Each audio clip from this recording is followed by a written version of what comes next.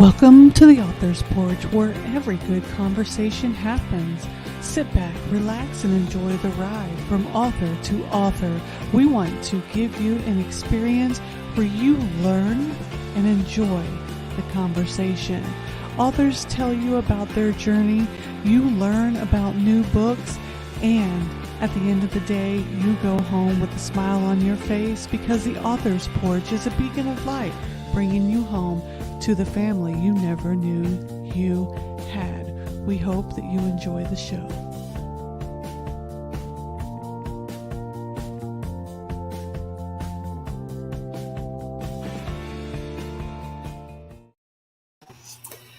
Hey everybody, welcome to the Author's Porch, where every good conversation happens and where we grow together. Tonight we have the fantastic Vickie Jo coming to us. How are you doing, Vickie? Really good.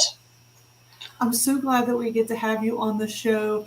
I met Vickie quite a while ago, and we've talked for quite some time. And we talked about her coming on the show before I went on my what I'm calling a sabbatical, but it was basically a scream for I need help and I need to take a break. And now that I'm taking it a little bit slower, she asked me, she was like, are we going to do this or what? And I was like, absolutely, let's do it next week. So she was like, okay, let's do this. So, Vickie's book, I read, and I had to get a copy for my sister, and I had to get a copy for my mother. But Vickie's book, My Sanity Quest, Tears, Trials, and Triumphs, when I read it struck me in places that was really quiet inside of me for so many times. Vickie, welcome to the show, and welcome to just this amazing journey that you've been on your entire life. I don't know why I said welcome to this amazing journey. I mean, you've been on it, not me. Why would I say that? Because you're wonderful. Well, thank you. We've got this whole this back and forth. I like to call Vickie my friend because we connected from the moment that we talked, and we were saying in the green room before we came on that we didn't have to be fake. We didn't have to do the hold things back from the moment we started talking, and it's great because she's an authentic human being who has had to live through a life of so many things going on, and I'll let her talk to you about it because through this Sanity Quest, she is a mental health advocate, and she does speak. She does a lot of speaking engagements to help people understand what those who suffer through trauma go through in that world. So Vickie, can you tell us a little more about your journey as well as what you speak to on that realm of trauma? Well, the first thing I want to say is it's absolutely noticeable that I have some movements on my face, around my mouth area. Those are caused by some psychiatric medications that I took over the years. It's called tardive dyskinesia, and it isn't a mental illness or anything like that.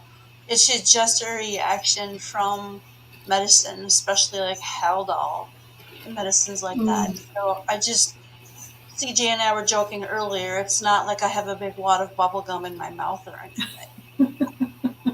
I love how open you are about that because when you were telling me, you said, some people like to stare at you or look at you and wonder what's going on. And I said, well, just tell them what's going on, because that's another thing through your journey that was brought upon you that you didn't ask for because of the trauma that you experienced. And I love that you're so open about it. And you're like, look, hey, this is a part of me, but it doesn't define me.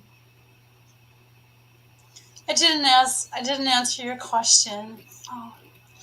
I forgot what it was. Tell us about your journey and the things that you've experienced throughout your life that brought you along this journey. Well, it's difficult to know exactly where one part of this journey started and one ended, because I would be more apt to believe that my childhood trauma is what caused me to have PTSD or any other kind of trouble, because that childhood was full of, I was sodomized for 12 years by my dad, and my father tried to kill my mother. Like, it was like a regular event at our house, and just craziness. So at 12 years old, my mom married another man, and our life became absolutely wonderful. And I never even thought about the past, it was just gone. Excuse me. And so, like I said, it was about 5 years.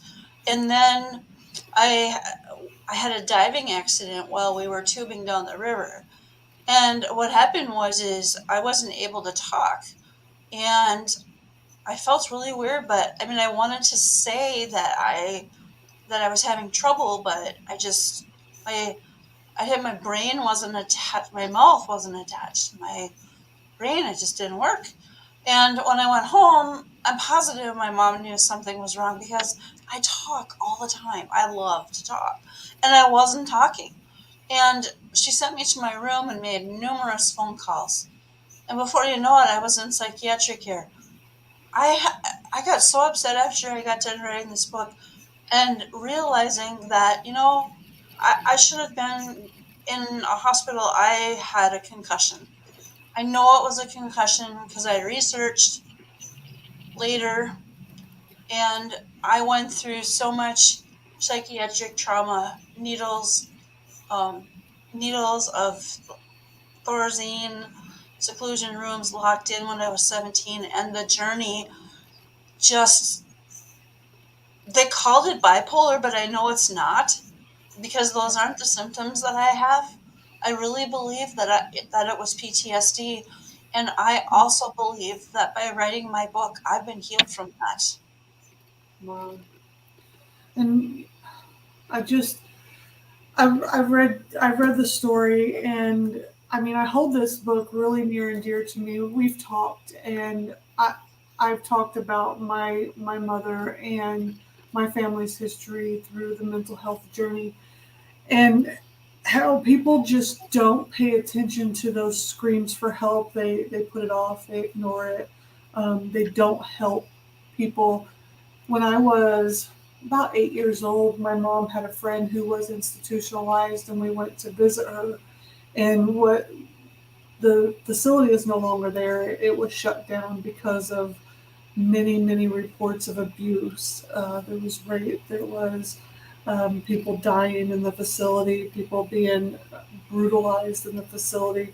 But we went and visited her, and it was very scary in there because the people walking around over medicated, not taken care of, and things like that. But visiting her in that facility was scary to me. And I think for the rest of my life, I was always scared to talk about my the things that I felt inside of me, because I was scared that I would be put in a place like that and forgotten.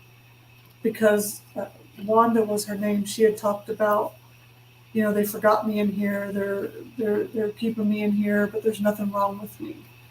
Um, when did you feel that you were ready to write your book? That you were ready to come out and talk about your story and the things that you had went through? Well, I've actually been ready for a really long time, but my son kept prodding me, and it was about I started about 2.5, 3 years ago, but I stopped. I actually ordered all of my psychiatric records from every single psychiatric hospital that I could remember. And some of those state hospitals were closed. There's no records available. Like, I wish I could get records from the first one. But anyway, it was about probably 2.5, 3 years ago I started it.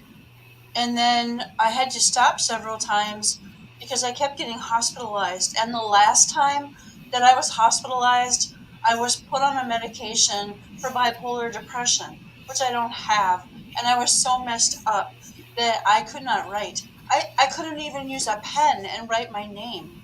When people would, when I would call my friends or they would call me, I couldn't speak. I couldn't talk. I couldn't write. I couldn't work on my book. I get paralyzed after I've been in a psychiatric hospital. So finally one day I was able to continue. I had started it on Google Docs on my phone, and I was given a computer and set up, and all of the sudden I could do it.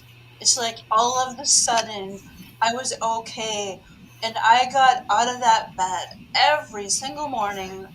Like Shannon Whittington, I don't know if anybody knows her, but um, she taught me a whole bunch of stuff at this little teaching that she had, and that is to work on your book every day. And I seriously was so out of character when I was writing this book. Every single morning, grab a cup of coffee, eyes half open, and I had my assignments for what I was going to do, what I was going to work on. So every day I would get up and I have all planned out. And I worked and I worked and I worked 4 hours, 6 hours, sometimes the entire day. I was so driven. God just gave me this driven, just drive and this purpose. And then one day my son asked me, "Do you have a deadline?" And I said, "Yes, I plan on having it done by October 15th because I'm coming to visit you on the 23rd and I'm going to have to tell you that I'm done." Wow, that's amazing. I think all of us authors want that drive. I don't think most of us have it. so you might need to start doing some classes for us to help us learn that drive. Hey, actually, a friend of mine got a hold of me and asked me if I would help her, Wow, guide her through writing her book. that's really cool. I need to send her a bill. Well, I need to start making somehow. Yeah. What is it? Can you describe to us what it felt like knowing that you were alone on this journey without anybody in your corner to basically rescue you from always just being thrown to the wind? I'm not quite sure what you're asking. I do know what I want to say. Say it. Well, when I was really little, my mom had my brothers and I kneel at our bedsides, and we would say this prayer, and part of it was like keep us alive and basically keep us alive tonight, you know. And so I started learning about God. And through this whole thing, I've never went to church, never went to Sunday school, but I always had belief that he was there. I always really felt like he was there and that he kept me alive because I was in some pretty awesome, pretty poisonous, whatever, dangerous situations. I really give him the credit for keeping me alive. I told you there was going to be tears. You were supposed to get tissue. Well, you wouldn't let me go. That's very powerful because your belief in that, your faith in that is what brought you here and bringing you to this, not just this show, but this place in your life, the place that you're at right now, allows you to speak to people, to speak to organizations, to speak to the universe out there to say, you can't take me down because there's something higher than what you're trying to do, pushing me to a place to allow my voice to be heard. So the voice that is Vickie Jo, what are you saying to people to let them know that you're not your diagnosis? What do you say at those speaking engagements? Well, normally what I say is part of my back of my book cover, is that my sanity quest is the story of how I realize I'm not the lie, the abuse, or a mental illness. I've learned to detach myself from those labels because it's not my true identity. Mm. It's what happened to me. Is that what you were looking for? I'm looking for whatever you want to tell me, Vickie. I want to share this. I get up in the morning and I look in the Bible. I do a little praying. I look in the Bible. I'm not a religious person. I do not believe in denominations and churches and things like that. But I found a verse in there the other day, and this really explains it all. It's kind of long, but it goes like this: I cried unto the Lord, and he inclined his ear unto me and heard my cry, and he set my feet upon a rock and established my goings. So I just, now I'm going to cry. Um, but it's so real. I believed in him and I never knew anything about him at all. Really? Nothing. I Yeah. try to, I do try to give, I do try to give some credit. I don't sit and, recite the Bible or anything, but God has got to give a little bit of credit. Um, I mean, I have to show because that it's so important that he was there the whole time. Yeah. I agree with you 100%. I've been very vocal about my faith as well. I don't do religion as a whole because I believe that man created religion. Faith is something way more powerful than religion. I read the Bible because it's what I believe in, and my God is way more higher than religion. But God is there for sure, and I think that you have to believe in what you believe in. So I think that we're kindred spirits in that belief system, Vickie. We're definitely kindred spirits. Now you also sing. Now I've heard some of your songs, and you have a very lovely voice. Now where did the singing come from? Where did that start for you? It just came. There is absolutely nobody in my family that has any musical talent whatsoever. My stepdad did, when I was 12, and they got married and stuff like that. And he did kind of help me along, brought me to singing contests. I was 16, 17. I was making like $100, winning these contests. But before that, it was choir. I was in choir as I was, like fifth grade through 12th grade. Um, One day I so wanted to sing in this church. We moved by this church in those 5 beautiful years that I had stability. Um, and I asked if I could sing a solo. And so I started singing. And I sang I sang mostly in, well, I sang karaoke. I sang in bands. I was in different bands. Like the lead singer of a country band traveled around, stuff like that. And I had a singing telegram business for 27 years. I would make up stuff. I would get info from the person I was going to sing to, and I would just walk up to them cold turkey and just sing and make people laugh and make them cry and make them, oh my gosh, and it's so much fun. Yeah, and you talk about that in your book. Actually, you talk about that a little part of that singing telegraphs in your book. I remember reading that, and that was fun. I actually enjoyed that part. And your website has your songs, a lot of your songs on there, right? Yeah, I was asked by my speaking coach, or I was asked by my speaking mentor. I have so many people helping me that it's unbelievable. But he goes, "Why are your songs on there?" And I said, "Well, I said in my book, through my stories, my lyrics are sprinkled through my stories, and at the beginning of each lyric, it says if you want to listen to the song, go to Vickie Jo Sings. So that's why they're there."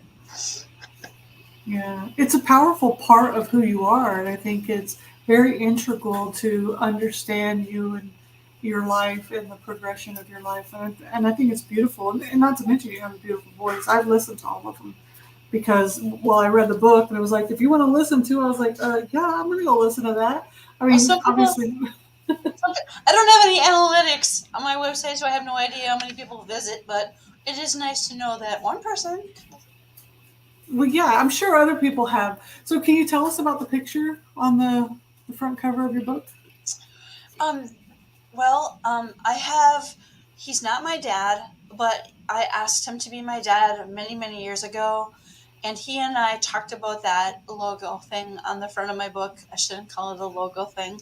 The artwork, and I was so persistent to do my own cover because everybody said if you write a book, you do not make your own cover. It's like forbidden, so I had to do it. I just had to do it myself. The rebel in you, Vickie. And so we decided, oh, I had all these funny things and horses and squirrels with flashlights looking for their sanity and all these fun ideas for this book cover. But I knew I had to have a galloping horse. I just love horses. You can see them in the background. They're like, you can't see all of them, but anyway, so it was going to be a horse, and it was, and I can't remember if Dale said something about the moon, and he was just keep it super simple. Just keep it super simple. So that's how it ended up. That it just ended up like that. And I used Inktense pencils. I love using Inktense pencils. You use it like a regular, like it looks like a colored pencil, and you fill in the part with the color you want, and then there's a water brush, and you squeeze it, and the water comes down to the tip, and then you manipulate this, and it turns into ink. When you I'm starting to wonder, is there any talent that you don't have? I mean, it's beautiful. I wonder if people, let me make sure people can see it because I can't draw like that. I can't create. Mine would have been a blob. It's gorgeous. Like it brings emotion to you. When you look at the title, it says "My Sanity Quest," and then you see a galloping horse with a woman on the background, and it's running free in the wind, like she's running to grab her sanity, running to get something that she desperately needs. That's why I did it. That's why it's tearing. That's why it's running really fast, because that was hopefully what I was going to portray or get the point across, that I was looking for my sanity. By the way, I found it You found what? Oh, you're saying on my I sanity. told you I'm I'm telling you. slow. I'm gonna say this. For those of you who are having like intrusive thoughts, you have PTSD, veteran or no veteran, writing down your trauma works. It's a miracle. You get it out of your head, you get it onto the paper, onto the computer, and hallelujah. Nothing in your head. Empty head left. It's a wonderful process. I quite often free write when I'm feeling frustrated. I'll free write and I'll just write. And sometimes it'll be like shit, shit, shit, shit, shit, shit, shit, fuck, bam, fuck, bam, fuck, because I'm frustrated and I'm angry and I need to get this rage out of me. I didn't And then expect that. yeah, I told you I'm a little bit of a weirdo, and then I'll just write it, and then what is the cause of the frustration will start to come out. And I was doing this today and nobody noticed that I was in pain, or nobody noticed that I was crying silently in the bed last night or something, whatever. So I mean, once the frustration is gone, then the core of what is going on will come out. And that's why I you're absolutely right. That writing part is very, very important. Well, I wrote it in that article that you let me write an article in the Author's Porch magazine. The I April. said, I said that what happened was the trauma was released from my head, right? And what happened was that allowed me to think clearly, discern my thoughts. Let me tell you just for a second. I don't know if you've ever heard of social stigmas, myths that need to be dispelled, um, misconceptions about mental illness. Well, I have been told the most craziest things that you would not even imagine. I'm having a manic episode because I'm angry, because I'm talking too fast. I'm having a manic episode. Soon I will be in the hospital because, Vicky, you are getting sick. And I had, some of these thoughts, especially anger, because I was angry. I was angry at my mom for not taking me to a hospital, and I was just angry, and I felt angry, and it scared me. I'm like, oh my gosh, am I getting sick? Oh my gosh, I seriously called the mobile crisis team because I just wanted to, talk to somebody and find out. There was not a doggone thing wrong with me. And CJ, I really don't think there has ever been a doggone thing wrong with me. I think I have been lied to. I have been forced lies on to be made sick. I think the medications, the crazy medications, all of them, they just make you have a different state of consciousness and make you act differently. And I have had it. I'm done. Yeah, I'm not going back. yeah. Nobody's making me go back. Well, that's good because we need you here. We need you here talking about this and ripping the band-aid off of that stigma so people understand what people go through in order to find their sanity quest, because if we talk about it more, we can help. We can have the conversations. We can, when I talk to because I go once a week and I talk to a pain psychologist, and before that I talked to a regular psychologist to help me deal with my transition from the military, because it was extremely hard for me. My whole identity belonged in there.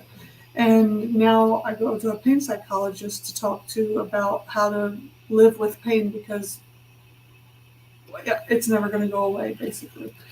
So, and I say, and they ask me, well, what type of therapy do you think will work for you? And I say, I want cognitive behavioral therapy, because it's learning how to train my brain and it's learning how to understand what I'm going through so that I can figure out how to modify my behavior versus, oh, let's just take a pill. Let me understand what I'm feeling, sit with it, and how do I react to it. Because when I can talk through it, I'm going to understand it, and I can learn how I want my life to be. So for me, that's helpful for me. And I think if more people would conversate about it, be open to conversations, then there wouldn't be the need for medications and institutions and things like that. And people like yourself wouldn't have had to go through even more years of trauma from the initial trauma. One of the really wonderful things that has happened as a result of that book, the police department requested a video from me with my perception of mental health crises. Mm. And I was able, I'm telling you, I had the captain of the police department, a sergeant detective calling me. We put your note up on the lunchroom wall. We have your book. We see mental health crises in a different way. Now we can understand more clearly what you're going through. And then I went to the fire department and I felt like part of the community. I've never, ever felt like I've been a part. And I just have so many wonderful things to say. And now I've got a speaking engagement coming up for mental health providers. Good. So I've had mental health providers, mental health consumers, fire department, police department, and EMS. And then I'm going to start charging. I'm sending. Do you notice? Do you know what a CRM is? Depends on what context it's in. CRM is a customer relations management. Yeah. Um, I've been, like I said, Sean Douglas. He's getting the shout out like how many times here, but he told me about it. I have like a hundred. It's like names, addresses, names of companies, who to contact. I send out cards to them. I send out follow up letters. I call them. He's teaching me how to do all this. Um, That's I'm so like on the right on the edge of getting somewhere. yeah. I'm proud of you, Vicki. That's amazing. That's really amazing. So on top of the speaking gigs and the book, what's next? I would say human trafficking awareness. The what? Human trafficking awareness. Mm, But that's really what I want to do. mhm, But there's other things that are more fun that I really need to do. I'm illustrating another children's book. I've already done one. I actually have two more after that. wow. But the thing of it is, I don't know what the heck. I'm focusing on this, on making this business, this speaking business with these books. And it's just like when I was writing the book.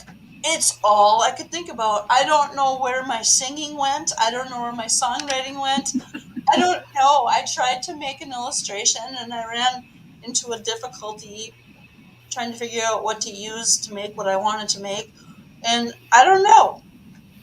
I'm spending time um, doing my 12 steps of staying as mentally well as possible, and my plan of action, and keeping my house clean and getting to, you know what I mean, taking really good care of myself. Um, I'm going through, I just went through surgery on my toe. I'm going to go through surgery on my deviated septum. Ouch. Trying to be patient. And what is next? I hope that Stickman fishing book is funny. It's funny that when you put the illustrations, my grandson inspired me. We were all painting, and he said, "Grandma, will you draw me a Stickman fishing?" He had just painted this boat, Yeah. and so I painted this stickman fishing, right, with a fish on the bottom and everything. And then he goes, "How about a horsey too?" Oh, My illustration is over there. It's this big orange, funky shaped looking boat. And it's got four stickmen standing on the edge, and they're fishing. And then it has a horse head, which has a white blaze down the front of it, with a yeah. fishing pole. But I can't paint the fish. It's on a bumpy canvas, and I don't know what to use to make the fish. Wow. It's funny. The story was written by Dale and I, my dad and I. It's a and I then think it's cute. It's very captivating. it's really funny. The reason why, I mean, the lyrics that he wrote, they were going to be a song. We were gonna. I had the story, and then we were going to have the song. And so when you get the book, you can listen to the song somehow. Mm. But I ended up using the song for the story. It's really cute, and it's really funny to. I mean, I look at the illustration and I'm so delighted with the way it's funny to see a horse Yeah, head fishing. that's awesome. And where can people grab a copy of your book or get in touch with you for any speaking engagements or to learn more about your journey? Well, you can buy my book on Amazon, always. I always ask, if you buy a book on Amazon or wherever you get it, will you please go on Amazon and review it for me? It is so helpful to get reviews on Amazon to keep your book forward. Also, you can go to my website, which I would be, you can see Crystal's work. It is pretty. Um, it's called VickieJo.com. So it's VickieJO.com. And you can listen to my music. You can read my reviews for speaking and where I've spoken. You can read about the book. You can see all my mental health um, statements that I've written up that took me 3 months to condense. So I can't thinking about adding a second page, videos and stuff. It's just one long page. Oh, and Dave and Ginger with Really Designs has we have a store on my website, so you can order my Sanity Quest mugs and black or silver gray T-shirts. That pretty much Yes. sums it up. So I've had a great time talking to you, Vickie, and I know we've got a lot of audience members who have chimed in here. I'm going to pull up some of their comments real quick just so you can see um, some of the wonderful things that you've been getting some comments on. Renee Dennis Simmons says you're helping others to talk about this topic. She also says, bless you. We've got Elizabeth Johnson here with us tonight, Joanne Angel Berry Cologne. Renee also says being misdiagnosed is a huge issue. You're absolutely right, Renee. A lot of people deal with this, not only in our country, but I think the United States has a huge issue. There's other countries that mental health itself, you just cannot talk about it. To those countries, mental health just is not, there's no such thing. And in some cultures as well. Joanne Angel Berry Cologne says, what an amazing journey. Renee says, you have definitely overcome a lot.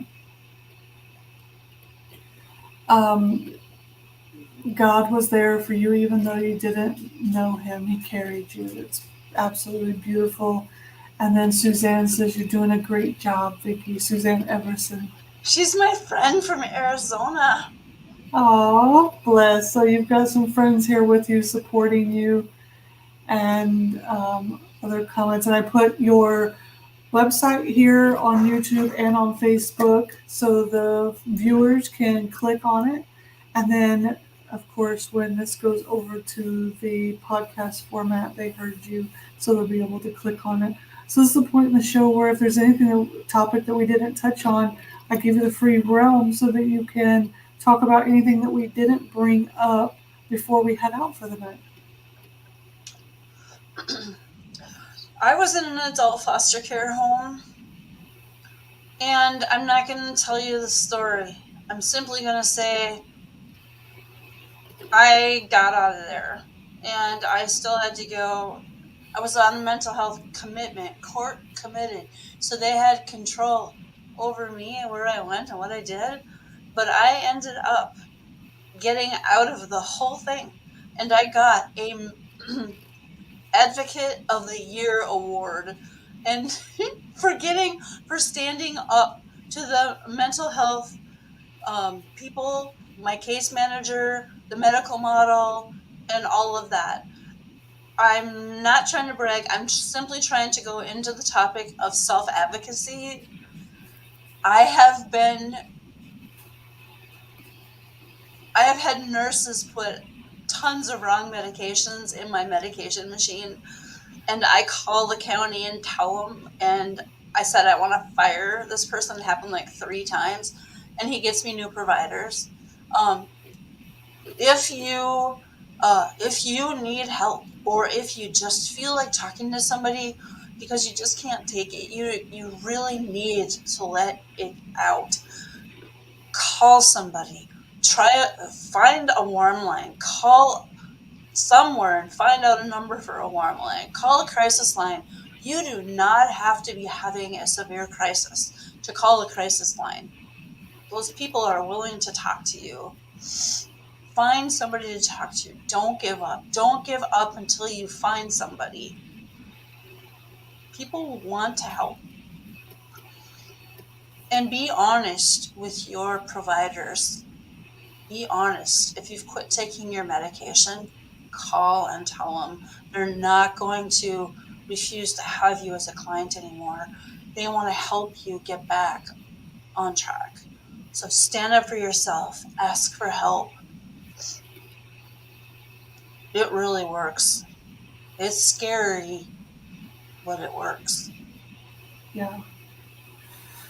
Super powerful, Vickie. I love that. Self-advocacy is huge and very important. Thank you so much for your words, for your spirit, for everything that you stand for, your journey, your sanity quest.